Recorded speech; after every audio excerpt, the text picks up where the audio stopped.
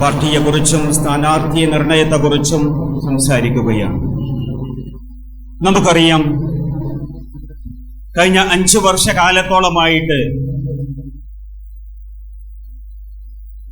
ഈ സ്റ്റേറ്റ് ഭരിച്ചുകൊണ്ടിരിക്കുന്നത് ദ്രാവിഡ പാർട്ടിയായ DMK ആണെന്ന് എല്ലാവർക്കും അറിയാം. അവർ ഭരണത്തിൽ കയറുന്നതിന് മുമ്പ്, ഭരണത്തിൽ കയറുമ്പോൾ പറഞ്ഞത് ഈ നാട്ടിലെ പട്ടയത്തിന്റെ വിഷയങ്ങളിൽ ഞങ്ങൾ ഇടപെടുമെന്നും, അതേപോലെ ഈ റോഡിന്റെ വിഷയമായാലും ഈ പന്തല്ലൂർ കൂറല്ലൂർ താലൂക്കിലെ എല്ലാ പ്രതിസന്ധികളിലും വാഗ്ദാനങ്ങൾ നൽകിപ്പോയവരാണ് അവർ. നമുക്കറിയാം, കഴിഞ്ഞ 4.5 വർഷക്കാലമായിട്ടും ഒരു പ്രവർത്തനവും ഇവരെ ഇവിടെ ചെയ്തിട്ടില്ല എന്നതോർക്കുമ്പോൾ ഖേദകരമാണ്. അവരാണ് വീണ്ടും അടുത്ത ഇലക്ഷനിൽ വന്നാൽ ഞങ്ങൾ റോഡിന്റെ വിഷയമായാലും പട്ടയത്തിന്റെ വിഷയമായാലും കറന്റിന്റെ വിഷയമായാലും എല്ലാ വിഷയത്തിലും ഇടപെടുന്നു പറയുന്നത്. ഇവർ ഇപ്പോ വോട്ട് ചോദിച്ചു കൊണ്ടിരിക്കുന്ന ചില പ്രദേശങ്ങളിലൊക്കെ കാണാൻ കഴിയുന്നത് ADMKയും BJPയും കൂട്ടണിയാണ്. അവർ വന്നാൽ ഇവിടെയുള്ള മുസ്ലിം സഹോദരങ്ങളെ ജീവിക്കാൻ കഴിയില്ല, അത് ബുദ്ധിമുട്ടായി പോകുമെന്നൊക്കെയാണ് ഇവിടെ പറഞ്ഞുകൊണ്ടിരിക്കുന്നത്. നമുക്കറിയാം, തമിഴ്നാടിന്റെ മണ്ണിൽ ന്യൂനപക്ഷത്തിലെ 40 പ്രതികൾ ഇന്നും ജയിലിനകത്തുണ്ട്. ഇവിടെ ഭരിക്കുന്നത് DMK ആണ്. അവരുടെ മുഖ സ്റ്റാലിൻ അടക്കമുള്ളവർ അഭ്യന്തരം കൈകാര്യം ചെയ്യുമ്പോൾ ആ 40 പ്രതികൾക്കെതിരെ ഹൈക്കോടതിയിൽ നിന്ന് വിധി വരികയുണ്ടായി. ആ വിധി വരുന്ന സമയത്ത് പുറത്തുവിടാൻ ചോദിച്ചപ്പോൾ ബഹുമാനപ്പെട്ട മുഖ്യമന്ത്രി പറഞ്ഞത് ഇവരെ പുറത്തുവിട്ടാൽ പ്രശ്നമായി തീരും, ഈ രാജ്യത്ത് വർഗീയ കലാപം സൃഷ്ടിക്കാൻ ചാൻസ് ഉണ്ടെന്നാണ് പറഞ്ഞത്. തിരിച്ചറിയണം മുസ്ലിം സമുദായം. നമുക്കറിയാം, ആരായിരുന്നു മുഖ സ്റ്റാലിന്റെ ഉപ്പ കരുണാനിധി. നമുക്കറിയാം, തമിഴ്നാട്ടിലെ മുസ്ലിങ്ങളെ നോക്കിക്കൊണ്ട് ആദ്യമായി തീവ്രവാദി എന്ന് വിളിച്ചൊരു വ്യക്തിയാണ് കരുണാനിധി. അവരുടെ മകൻ മുഖ സ്റ്റാലിനാണ് ഈ സ്റ്റേറ്റ് ഭരിച്ചുകൊണ്ടിരിക്കുന്നത്. അവരാണ് ഈ 40 പ്രതികളെ വിടാതെ മുസ്ലിം സമുദായത്തിന്റെ വോട്ട് വാങ്ങുന്നത്. അവരെ കൂട്ടണിയായ മുസ്ലിം ലീഗ് ഇന്നലെ പറയുകയാണ് പാക്കണയിൽ വന്നിട്ട്, ഇനി DMK വന്നാലേ ഇവിടെ രക്ഷയുള്ളൂ. ഞാൻ ചോദിക്കട്ടെ, ഇവിടെ ഒരു കുങ്കുബാറുണ്ട്. ഒരു സ്കൂളിന്റെയോ കോളേജിന്റെയോ പരിസര പ്രദേശങ്ങളിൽ എത്ര മീറ്ററാണ് ഒരു ബാർ വരേണ്ടതെന്നും അത് നിയമപാലകർക്കറിയാം, നമുക്കും അറിയാം. ഇന്ന് കൂട്ടണിയായ മുസ്ലിം ലീഗിന് എന്തെങ്കിലും ചെയ്യാൻ കഴിഞ്ഞിട്ടുണ്ടോ? ഇവിടെ യത്തീംഖാനയുടെ മുന്നിൽ ഒരു ബാർ ഉള്ളത് ആ കോളേജിനകത്ത് മാറ്റാൻ കഴിയാത്ത ദ്രാവിഡ പാർട്ടിയാണോ ഇവിടെ ന്യൂനപക്ഷങ്ങളുടെ വോട്ട് ചോദിച്ചു വരുന്നതെന്ന് നാം ചിന്തിക്കേണ്ടിയിരിക്കുന്നു. മറുവശത്ത് ഇന്ന് ദേശീയ തലത്തിൽ അറിയപ്പെടുന്ന ഒരു പാർട്ടി ഈ DMKയുടെ കൂടിയിരിക്കുന്നു. Social democratic party of India പോലെയുള്ള SDP പോലെയുള്ള ഒരു പാർട്ടി ഒരു സീറ്റിന് വേണ്ടി 1 കോടിക്ക് വേണ്ടി 2 കോടിക്ക് വേണ്ടി പണയം വെച്ചുകൊണ്ടിരിക്കുകയാണ് ഈ സമുദായത്തിലെ പാർട്ടികളെല്ലാം. അതേപോലെ മനിതനേയ മക്കൾ കക്ഷി, വിടുതലൈ സിറുത്ത പോലെയുള്ള പാർട്ടികൾ, അതേപോലെ മാർക്സിസ്റ്റ് പാർട്ടി ഓഫ് ഇന്ത്യക്കാർ സംസാരിച്ചു കൊണ്ടിരിക്കുകയാണ് ഇവർക്ക് വേണ്ടിയിട്ട് ഈ നാടിന്റെ വിഷയങ്ങളെ കുറിച്ച് പറഞ്ഞുകൊണ്ട്. എന്താ മാർക്സിസ്റ്റ് പാർട്ടി ഓഫ് ഇന്ത്യ ഇവിടെ പാവപ്പെട്ടന്റെ കർഷകർക്ക് വേണ്ടി ഒരു കാലത്ത് ഇവിടെ പ്രവർത്തിച്ചിരുന്ന പാർട്ടി ഒരു സീറ്റിന് 1 കോടിക്ക് വേണ്ടി അവരെ പിച്ച പോലെ പോയിരിക്കുന്നത് കേൾക്കുമ്പോഴാണ് എങ്ങനെയാണ് ഇവരൊക്കെ നമ്മൾ വിശ്വാസം അർപ്പിച്ചിട്ട് കൊണ്ട് ഈ രാജ്യത്ത് മുന്നോട്ട് പോകുമെന്ന് നാം ചിന്തിക്കേണ്ടിയിരിക്കുന്നു. നമുക്കറിയാം, രാജ്യവ്യാപകമായി നടന്നുകൊടുക്കുന്ന ഭീകരവാദങ്ങളും തീവ്രവാദങ്ങളും പ്രശ്നങ്ങളും കാണുമ്പോൾ ഇവിടെയാണ് നാം ചിന്തിക്കേണ്ടത്. ഇവരെല്ലാം RSSന്റെ വീട്ടിയുമായി പ്രവർത്തിച്ചു കൊണ്ടിരിക്കുന്ന പാർട്ടികളായി മാറിയിരിക്കുന്നു എന്ന് ഇവിടെയുള്ള ന്യൂനപക്ഷം ചിന്തിക്കണം. കഴിഞ്ഞ 5 വർഷകാലമായിട്ട് ഈ നാടിന്റെ വിഷയങ്ങൾ പറഞ്ഞു വന്നവർ, ഈ നാട്ടിലെ ജനങ്ങളുടെ മൃഗശല്യത്തിന്റെ പ്രശ്നം പറഞ്ഞു വന്നവർ, റോഡിന്റെ പ്രശ്നം പറഞ്ഞു വന്നവർ, യോവാലി പഞ്ചായത്തിന്റെ പ്രശ്നം പറഞ്ഞവർ, ഇന്ന് 35,000-ഓളം ഏക്കറോളം വരുന്ന സ്ഥലങ്ങൾ ഇന്ന് മൂടപ്പെടുകയാണ്, പിടിച്ചെടുക്കപ്പെടുകയാണെന്ന് നാം ചിന്തിക്കണം. ഇവിടെ ഭരണം ആരുടെ കയ്യിലാണെന്ന് നമ്മൾ ചിന്തിക്കേണ്ടതിരിക്കുന്നു. ഇവിടെയാണ് നാം തമിഴർ പാർട്ടി കഴിഞ്ഞ 15 വർഷകാലമായിട്ട് പ്രവർത്തിച്ചിട്ട് ഇവിടെ പോരാട്ടങ്ങളിലാണ്. ഇവിടെയുള്ള റോഡിന്റെ വിഷയം വന്ന ഒരു പോരാട്ടത്തിന് ഒരു കൂട്ടകക്ഷികളും DMKയുടെ കൂടെയുള്ള ഏതെങ്കിലും കൂട്ടകക്ഷി ഇവിടെ പോരാട്ടം നടത്തിയത് കാണില്ല. അതേപോലെ ADMKന്റെ മറുവശത്ത് 5 വർഷം ഇവിടെ ഭരിച്ചുപോയ MLA എന്താണെന്ന് ചെയ്തു നോക്കിയാൽ അവിടെയും നമുക്ക് കാണാൻ കഴിയും. ഇവിടെയാണ് നാം തമിഴർ പാർട്ടിയെ കുറിച്ച് മനസ്സിലാക്കേണ്ടത് സഹോദരങ്ങളെ. ഇവിടെയുള്ള ഹിന്ദുവിനെയും മുസൽമാനെയും ക്രിസ്ത്യാനിവിനെയും എല്ലാ മതങ്ങളെയും കൂട്ടിപ്പിടിച്ചു പോകുന്ന ഒരു പാർട്ടി അത് നാം തമ്മിലുള്ള പാർട്ടി മാത്രമാണെന്നാണ് പറയാനുള്ളത്. 234 തൊകുതികളിൽ ഞങ്ങൾ ഇവിടെ മത്സരിക്കുമ്പോൾ 117 പുരുഷന്മാരും 117 സ്ത്രീകളുമുണ്ട്. അവിടെയാണ് ഇന്ത്യയുടെ ചരിത്രത്തിൽ തന്നെ നാം തമ്മിലുള്ള പാർട്ടി ചർച്ചയാകപ്പെടുന്നതെന്ന് നിങ്ങൾ മനസ്സിലാക്കണം. വേറൊരു വശം ചിന്തിച്ചാൽ ന്യൂനപക്ഷത്തിന്റെ മുസ്ലിം സമുദായത്തിൽ നിന്ന് 11 മുസ്ലിം പ്രവർത്തകർ ഇതിനകത്ത് ഈ പാർട്ടിയിൽ ഇന്ന് MLA സ്ഥാനത്തേക്ക് നിയമസഭയിലേക്ക് മത്സരിക്കുന്നത് എന്ന് കേൾക്കുമ്പോൾ മറ്റു പാർട്ടികളെ കുറിച്ച് വിലയിരുത്തേണ്ട ഒരു കാലം അധികരിച്ചിരിക്കുന്നു എന്നതാണ്. നമുക്കറിയാം ഈ രാജ്യത്ത് ഇന്ന് ഹിന്ദുവിന്റെയും മുസൽമാന്റെയും ക്രിസ്ത്യാനിയുടെയും പ്രശ്നങ്ങൾ പറയുമ്പോൾ ഞാൻ ചോദിക്കട്ടെ, ഇന്ത്യയുടെ തെരുവോരങ്ങളിൽ ക്രിസ്ത്യാനികളുടെ ദേവാലയങ്ങൾ തച്ച് തകർത്ത് തരിപ്പണമാക്കുമ്പോൾ അവരുടെ ക്രിസ്ത്യൻ പള്ളികളും അവിടെയെല്ലാം അടിച്ചമർത്തപ്പെടുമ്പോൾ എവിടെയായിരുന്നു ഇവിടെയുള്ള ദ്രാവിഡ പാർട്ടികൾ എന്ന് നാം ചിന്തിക്കണം. മറിച്ച് ഇന്ത്യൻ മുസൽമാന്റെ 1992 ഡിസംബർ 6 ശേഷം ബാബരി മസ്ജിദിന്റെ കായിക കൊടുങ്ങൾ തച്ച് തകർത്ത് തരിപ്പണമാക്കി രാജ്യവ്യാപകമായി ഭീകരവാദത്തിന്റെ ഒരു അട്ടാസ തന്നെ നടത്തിക്കൊണ്ടിരുന്നിട്ട് പോലും പ്രവർത്തിക്കാത്തവരാണോ തമിഴ്നാടിൽ BJP വരില്ല, BJP വന്നാൽ ഞങ്ങൾ നേരിടുമെന്ന് പറയാൻ എന്ത് ത്രാണിയാണ് ഇവിടെയുള്ള മുഖ്യമന്ത്രിക്ക് പോയുള്ളത് എന്ന് ചിന്തിക്കേണ്ടിയിരിക്കുന്നു. ഇവിടെയാണ് നാം തമിഴ് പാർട്ടിയെ ചിന്തിക്കേണ്ടത്. നാം തമിഴ് പാർട്ടി എന്ന് പറയുന്നത് ഇന്നലകളിൽ തുടങ്ങി വെച്ചതല്ല. ഈ പ്രവർത്തനം ഹിന്ദുവിനെയും മുസൽമാനെയും കൂട്ടിപ്പിടിച്ചുകൊണ്ട് പോകുന്ന ഒരു പാർട്ടി, മതമില്ലവനെയും മതമില്ലാത്തവനെയും കൂട്ടിപ്പിടിച്ചുകൊണ്ട് പോകുന്ന ഒരു പാർട്ടി, അത് നാം തമിഴർ പാർട്ടി അല്ലാതെ നിങ്ങൾക്ക് എവിടെയാണ് കാണാൻ കഴിയുക? ഇവിടെയുള്ള എല്ലാ പ്രതിസന്ധികളിലും നമുക്കറിയാം ഇവിടെ സഹോദരൻ കാർത്തിക് എന്ന സഹോദരൻ തേണ്ടി എന്ന സ്ഥലത്ത് എസ്റ്റേറ്റിലാണ് ജീവിക്കുന്നത്. ഈ നാടിനെ കുറിച്ച്, നാട്ടുകാരെ കുറിച്ച്, ഈ നാടിന്റെ പ്രശ്നങ്ങളെ കുറിച്ച് അറിയുന്ന ഒരു വ്യക്തി, ആ വ്യക്തിക്കാണ് ഞങ്ങൾ വോട്ട് ചോദിച്ചു വരുന്നത്. ഇവിടെയുള്ള ന്യൂനപക്ഷത്തിന്റെ ഇടയിൽ ഇന്നലെ പാക്കണയിൽ വന്ന് പറയുകയാണ് ഒരു പാർട്ടിയുടെ പ്രവർത്തകൻ RSS കടന്നു വരും, അതുകൊണ്ട് നിങ്ങൾ DMK-യെ ജയിപ്പിച്ചേ പറ്റൂ എന്ന്. എന്തേ DMK ജയിപ്പിക്കാൻ? ആരാണ് DMK എന്ന് തിരിച്ചറിയണം. ഇന്ന് ഈ തമിഴ്നാടിന്റെ മണ്ണിൽ എത്ര വഖഫ് സ്വത്തുകളാണ് പിടിക്കപ്പെട്ടത്? എത്ര വഖഫ് സ്വത്തുകൾ എത്ര പള്ളികളിലാണ് ആഭ്യന്തരം കൈകാര്യം ചെയ്യുന്ന മുഖാസ്റ്റാറിൽ ഇന്ന് ഇവിടെ റെയ്ഡുകൾ നടത്തിയതെന്ന് തിരിച്ചറിയണം. ഇതൊന്നും ഒരു മീഡിയകളും ചർച്ച ചെയ്യപ്പെട്ടില്ല. അവിടെ ഞങ്ങളുടെ അണ്ണൻ സീമാൻ മാത്രമാണ് പോയിട്ട് ഇവിടെ പ്രതിരോധം തീർത്തതെന്ന് ഇവിടെയുള്ള ജനാധിപത്യ വിശ്വാസികളും ന്യൂനപക്ഷ മുസ്ലിം സമുദായം വിശ്വസിക്കണം, അതിനെക്കുറിച്ച് പഠിക്കണമെന്നാണ് എനിക്ക് പറയാനുള്ളത്. എല്ലാ മുസ്ലിം സംഘടന ഇന്ന് ഒരു സീറ്റിന് വേണ്ടി, ഒരു കോടിക്ക് വേണ്ടി പിച്ച വെച്ചുകൊണ്ട് ഈ നാടിൽ വർഗീയ കലാപങ്ങൾക്ക്, ധ്രുവീകരണങ്ങൾക്ക് ആക്കം കൂട്ടുന്ന പാർട്ടികളുമായി കൂട്ടണി കൂടുമ്പോൾ ഇവിടെയാണ് നാം തമ്മിലുള്ള പാർട്ടിയെ കുറിച്ച് നിങ്ങൾ തിരിച്ചറിയേണ്ടത്. നിങ്ങൾ 1000 കൊടുത്ത് 2000 കൊടുക്കാതെ, അതല്ലെങ്കിൽ ഭക്ഷണത്തിന് പണം കൊടുക്കാതെ ഒറ്റയ്ക്ക് നിന്ന് പോരാടിക്കൊണ്ട് കഴിഞ്ഞ 2019 ഇന്ന് 26ലേക്ക് വലിയൊരു വോട്ട് ബാങ്കായി ഈ നാടനെ, ഈ രാജ്യം അംഗീകരിക്കപ്പെട്ട ഒരു പാർട്ടിയായി നാം തമ്മിലുള്ള പാർട്ടി മാറിയെങ്കിൽ അവിടെയാണ് നാം തമിഴ് പാർട്ടിയെ കുറിച്ച് നിങ്ങൾ വിലയിരുത്തേണ്ടത്. നമുക്കറിയാം മറ്റു പാർട്ടികളൊക്കെ ഇവിടെ കൊളപ്പള്ളികളിലും പല ഭാഗങ്ങളിലും 5000-ഉം 2000-ഉം കൊടുക്കുന്നു. ഞങ്ങളുടെ പാർട്ടിയുടെ പ്രവർത്തകർ കടന്നിങ്ങനെ ചെല്ലുമ്പോൾ ഒരമ്മ വിളിക്കുന്നു, മോനെ പിടിച്ചോ 5000 രൂപ, എന്നാ 2000 രൂപ. എന്തിനാണ് പണം? നിങ്ങൾക്ക് ഒരു നേരത്തെ ഭക്ഷണം കഴിക്കാൻ, നിങ്ങൾക്ക് പോകുന്ന വാഹനങ്ങൾക്ക് വെള്ളമടിക്കാൻ എന്ന് ജനങ്ങൾ തിരിച്ചറിഞ്ഞ് ഞങ്ങൾക്ക് ഇങ്ങനെ സാമ്പത്തികമായി സഹായിക്കുന്നുവെങ്കിൽ അവിടെയാണ് നാം തമിഴർ പാർട്ടി ഇന്ത്യയിലെ ഏറ്റവും വലിയൊരു പ്രസ്ഥാനമെന്ന് നിങ്ങൾ മനസ്സിലാക്കണം. ജനങ്ങൾ അംഗീകരിക്കപ്പെട്ട ഒരു പ്രസ്ഥാനം, അത് തിരിച്ചറിയണം. ഇപ്പോൾ വാരിക്കോരി വാഗ്ദാനങ്ങളാണ്. നമ്മുടെ വിഷു ഓണൊക്കെ വരുന്നത് പോലെ ഫ്രിഡ്ജിന് ഓഫർ കൊടുക്കും, ചിലപ്പോൾ മിക്സിക്ക് ഓഫർ കൊടുക്കും. അതുപോലെ വാഗ്ദാനങ്ങളുടെ കൂമ്പാരമായി ദ്രാവിഡ പാർട്ടികൾ മാറിയിരിക്കുന്നു എന്നത് ചിന്തിക്കുമ്പോൾ നിങ്ങൾ മനസ്സിലാക്കണം.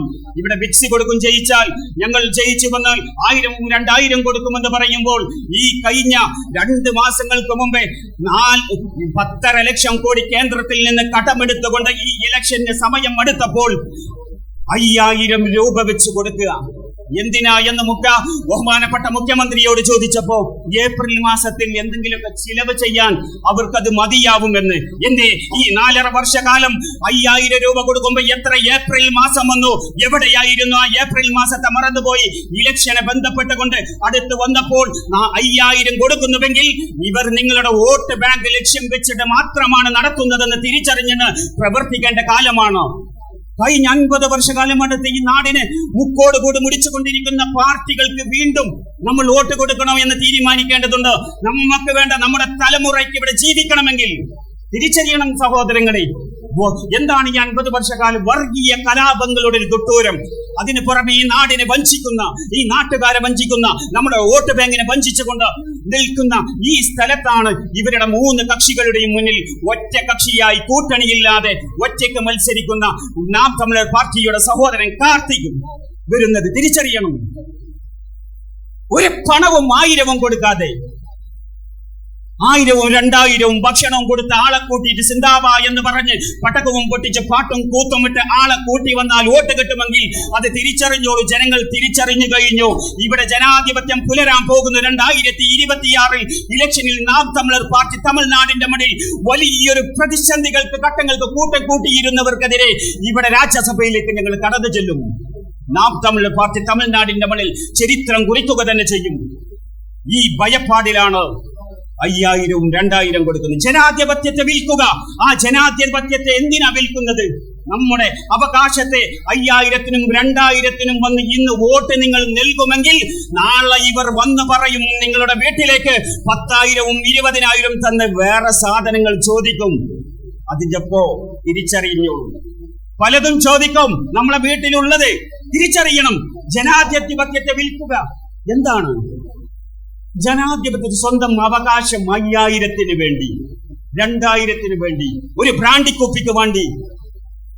ഒന്ന് ആലോചിച്ചു നോക്കൂ. എന്തൊരു മനുഷ്യത്വമില്ലാത്ത പോരായ്മയായി ജനം മാറി എന്ന് ചിന്തിക്കുമ്പോഴാണ് നാം തമിഴർ പാർട്ടിയിലേക്ക് ഞങ്ങളെപ്പോലെയുള്ളവർ കടന്നു വരുന്നത്.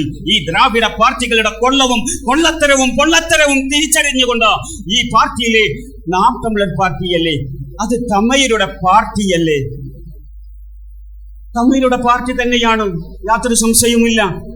ഇതിൽ മലയാളിയുണ്ട്, തെലുങ്കനുണ്ട്, കന്നഡനുണ്ട്. എല്ലാ പാർട്ടികൾക്കും സ്ഥാനമില്ലൊരു പാർട്ടി. അത് ഏതെന്ന് ചോദിച്ചാൽ നാം തമിഴർ പാർട്ടി മാത്രമായിരിക്കും. ദ്രാവിഡ ആ പൊറപ്പികളെ ഈ രാജ്യത്ത് നിന്ന് തുടച്ചു നീക്കാതെ ഞങ്ങൾക്ക് ഉറക്കമില്ലാത്തൊരു കാലം വരും.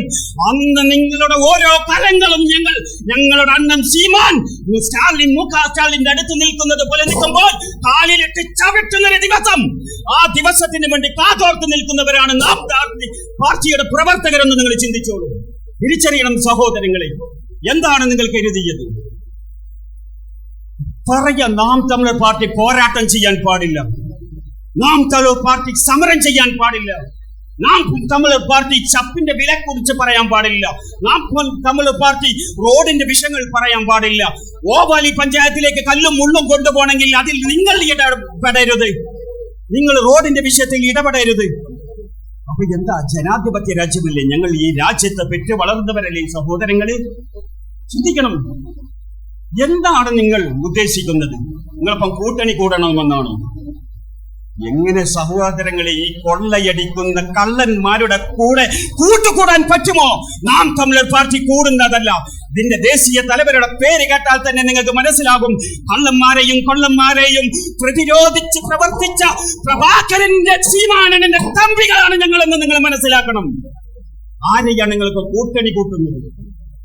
കൂട്ടണി കൂട്ടാൻ ഒരു സീറ്റ് തന്നെ വിടുതല സ്ഥലത്ത് 8 സീറ്റ് കമലഹാസനെ കൊണ്ടുപോയിട്ട് സീറ്റ് കൊടുത്തിട്ട് ഒന്നും ഇല്ലാതാക്കി.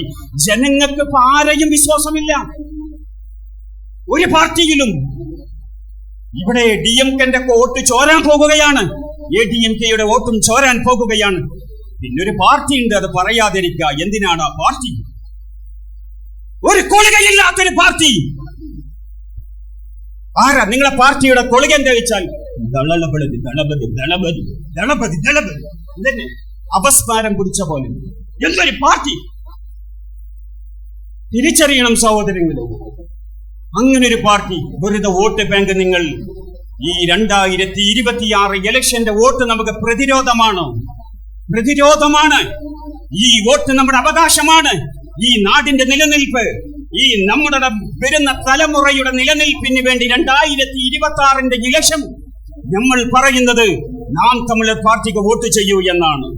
ഇവിടെ ഹിന്ദുവിനും മുസൽമാനും ക്രിസ്ത്യാനിക്കും ദളിതനും പാണവനും മതമില്ലവനും മതമില്ലാത്തവനും ഒന്നിച്ച് നിന്നിട്ട് കൂട്ടമായി ഒരു കുടുംബം പോലെ ജീവിക്കണമെങ്കിൽ ഈ നാടിനെ തുരക്കുന്നതിന് ഒറ്റക്കെട്ടായി പ്രവർത്തിക്കേണ്ട കാലമാണ്. ഇവിടെയുള്ള ADMK-യുടെയോ DMK-യുടെയോ സഹോദരങ്ങൾ എന്റെ ശബ്ദം ശ്രമിക്കുന്നുവെങ്കിൽ നിങ്ങൾ ചിന്തിക്കേണ്ടത് പണം നിങ്ങൾ വാങ്ങിക്കോളൂ, 1000-ഉം 2000-ഉം നിങ്ങൾ വാങ്ങിക്കോളൂ. നമ്മുടെ നികുതി കൊള്ളയടിച്ച പണമാണ് ഇവർ 5000-ഉം 2000-ഉം കൊടുക്കുന്നതെന്ന് ഓർത്തുകൊണ്ട് അത് വാങ്ങിക്കോ. ഒരു വോട്ട് നാം തമിഴർ പാർട്ടി 234 സ്ഥലങ്ങളിൽ മത്സരിക്കുന്നുണ്ട്. അതിലേക്ക് നിങ്ങളുടെ ഏറ്റവും വിലപ്പെട്ട അവകാശം ഞങ്ങൾ നിങ്ങളോട് ചോദിക്കുകയാണ്. ഈ പാർട്ടി തനിച്ചല്ലേ മത്സരിക്കുന്നത്? അപ്പൊ ഒരു പക്ഷേ നിങ്ങൾ ജയിക്കോ? ഒരു ചോദ്യം, നിങ്ങൾ ജയിക്കോ? ഞങ്ങൾ എങ്ങനെ വോട്ട് തരിക? വോട്ട് ചെയ്താലല്ലേ സഹോദരങ്ങളെ ജയിക്കുകയുള്ളൂ. നിങ്ങൾ വോട്ട് ചെയ്തിട്ടല്ലേ ഈ ദ്രാവിഡ കൊള്ളന്മാരെ ഇവിടെ ജയിച്ചുവെങ്കിൽ, അവർ നിങ്ങളെ കൊള്ളയടിച്ചു എങ്കിൽ ഒരവസരം ഞങ്ങൾക്ക് നൽകാൻ, ഈ കൊള്ളക്കാരെ ഈ നാടിൽ നിന്ന് തുരത്താൻ. അത് തിരിച്ചറിഞ്ഞിട്ട് ഞങ്ങളോടൊന്ന് സഹകരിക്കൂ എന്നാണ് പറയുന്നത്. കാരണം 5 വർഷകാലം നിങ്ങളുടെ ഭരണം അവരുടെ കയ്യിലുണ്ടായിട്ട് തന്ന വാഗ്ദാനങ്ങൾ എവിടെ പോയി? ഏത് ചവിട്ട് കൊട്ടയിലേക്കാണ് ഇവർ എറിഞ്ഞു കൊടുത്തതെന്ന് തിരിച്ചറിയുന്നു.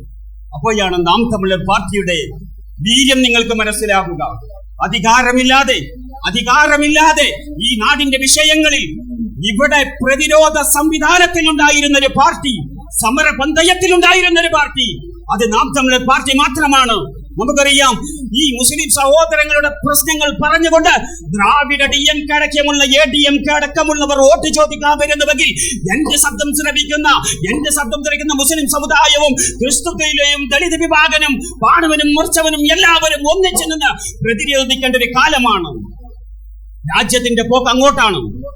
രാജ്യം നടന്നുകൊണ്ടിരിക്കുന്നത്, രാജ്യം മുന്നോട്ട് പോയിക്കൊണ്ടിരിക്കുന്നത് അങ്ങോട്ടാണെങ്കിൽ അതിൽ പിന്നിൽ നടന്നു കയറുന്ന DMK-യും ADMK-യും ഒരുപോലെയാണെന്ന് തിരിച്ചറിയണം. നിങ്ങൾ പറഞ്ഞത് ശ്രദ്ധിച്ച് കേൾക്കുകയാണെങ്കിൽ നിങ്ങൾക്ക് മനസ്സിലാകും. കാരണം എന്താ? രാജ്യത്തെ RSSന്റെ ബി ടീം എന്ന് ഞങ്ങളെ പറയുമ്പോൾ അവരുടെ ബി ടീമായി DMK-യും ADMK-യും പ്രവർത്തിക്കുമ്പോൾ അവർ ഇന്ന് തമിഴ്നാടിന്റെ മണ്ണിൽ ചെയ്തു കൊട്ടിയ അക്രമങ്ങൾ മുസ്ലിം സമുദായത്തിനാവട്ടെ, ഇവിടെ ക്രിസ്തു മതത്തിനാവട്ടെ, മറ്റു ദളിതനാവട്ടെ, ഇവിടെ നീതി ലഭിച്ചിട്ടില്ല. എവിടെയാണ് നീതി ലഭിച്ചത്? വോട്ട് വരുമ്പോ മാത്രം 1000 തരുന്ന നീതിയാണോ നമുക്ക് വേണ്ടത്? അതോ സ്വസ്ഥമായി സ്വൈരമായി ജീവിക്കാനുള്ള അവകാശമാണോ ഈ രാജ്യത്ത് വേണ്ടതെന്ന് ചിന്തിച്ചുകൊണ്ട് കൂടുതൽ ദീർഘിപ്പിക്കുന്നില്ല സഹോദരങ്ങളെ. ഞങ്ങളുടെ പ്രവർത്തനം കാർത്തിക് സാധാരണക്കാരനാണ്. ഇവിടെ വരുമ്പോ വർഷത്തിലൊരിക്കൽ വരുമ്പോ ജീപ്പിൽ കയറിയിട്ട് അയ്യ അപ്പ സ്വാമി എന്ന് പറഞ്ഞ് കുമ്പിട്ട് വരുന്നവനല്ല. എപ്പോഴും നിങ്ങളുടെ പ്രശ്നങ്ങൾക്ക് എപ്പോഴും ഇവിടെ ഉണ്ടാവും. ഈ തേണ്ടിക്കാരനാണ് ഇവിടെ അടുത്ത പ്രദേശത്ത് ഈ നാടിനെ കുറിച്ച്, നാട്ടുകാരെ കുറിച്ചിട്ട് ഈ നാടിന്റെ പ്രതിസന്ധികളെല്ലാം അറിയുന്ന ഒരു വ്യക്തി. ആ വ്യക്തിക്ക് നിങ്ങൾ ഏറ്റവും വിലപ്പെട്ട ഒരു അവകാശം ഞങ്ങൾക്ക് തന്ന് ഞങ്ങളുടെ കാർത്തിക് എന്ന സഹോദരനെ വ്യവസായി ചിഹ്നത്തിൽ വിജയിപ്പിക്കണമേ എന്നാണ് ഞങ്ങൾക്ക് നിങ്ങളോട് ആവശ്യപ്പെടാൻ. കാരണം എന്താ? ഒരു എഞ്ചിനീയർ പഠിച്ച ഒരു വ്യക്തിയാ, അത്യാവശ്യം പഠനവും, ഇന്ന് വേണമെങ്കിൽ ബാംഗ്ലൂരോ അതല്ലെങ്കിൽ വിദേശ രാജ്യങ്ങളിലോ 1.5 ലക്ഷമോ 2 ലക്ഷമോ സാലറി വാങ്ങാൻ പറ്റുന്ന ഒരു വ്യക്തി ഇവിടെ വന്നിരിക്കുക ഈ നാടിന്റെ വിഷയത്തിൽ ഇടപെടാൻ. കാരണം എന്താ? ചെറുപ്പം മുതൽ അവരുടെ ഉമ്മയും ഉപ്പയും അവിടെ തേയിലത്തോട്ടത്തിലാ. ആ തേയിലത്തോട്ടത്തിൽ നിന്ന് വളർന്നു വന്ന അവസ്ഥ അവർക്കറിയാം. അപ്പൊ അവർ മനസ്സിലായി, എന്റെ അമ്മയും ഉപ്പയും വളരെ കഷ്ടപ്പാടിലാണ് എന്നെ പോറ്റി വളർത്തി പഠിപ്പിച്ചത്. അതുകൊണ്ട് എനിക്കും ഈ നാടിന് എന്തെങ്കിലും ചെയ്യണമെന്ന് അവർക്ക് മനസ്സിൽ വന്നപ്പോഴാണ് നാം തമിഴർ പാർട്ടിയിലേക്ക് കടന്നു വന്നിട്ട് കഴിഞ്ഞ 15 വർഷകാലമായിട്ട് പ്രവർത്തിക്കുന്നതെന്ന് തിരിച്ചറിയണം സഹോദരങ്ങളെ. അതുകൊണ്ട് നിങ്ങൾ കൂടുതൽ ദീർഘിപ്പിക്കുന്നില്ല. ഒരിക്കൽ കൂടി നിങ്ങളോട് അപേക്ഷിക്കുകയാണ്, നല്ലവരായ ജനാധിപത്യ വിശ്വാസികളെ, നമ്മുടെ നീലഗിരി ജില്ലയുടെ പ്രശ്നങ്ങൾ ഞാൻ പറയേണ്ടതില്ല. അതുകൊണ്ട് വന്ന വാഗ്ദാനങ്ങൾ മറന്നു പോകരുത്. കഴിഞ്ഞ വർഷം തന്ന വാഗ്ദാനങ്ങൾ മറന്നു പോകാതെ ഇപ്പോഴും വന്ന് പറയുന്നത് അതേ വാഗ്ദാനങ്ങൾ എന്ന് ഓർത്തുകൊണ്ട് നാം തമിഴർക്ക് വീണ്ടും നിങ്ങളുടെ ഒരു ആവശ്യപ്പെട്ടുകൊണ്ട് നിങ്ങളുടെ വിലപ്പെട്ട അവകാശം ചോദിച്ചുകൊണ്ട് ഞാൻ തീർത്തുന്നു. തമിഴ് വാഴുകൈ നാം തമിഴർ.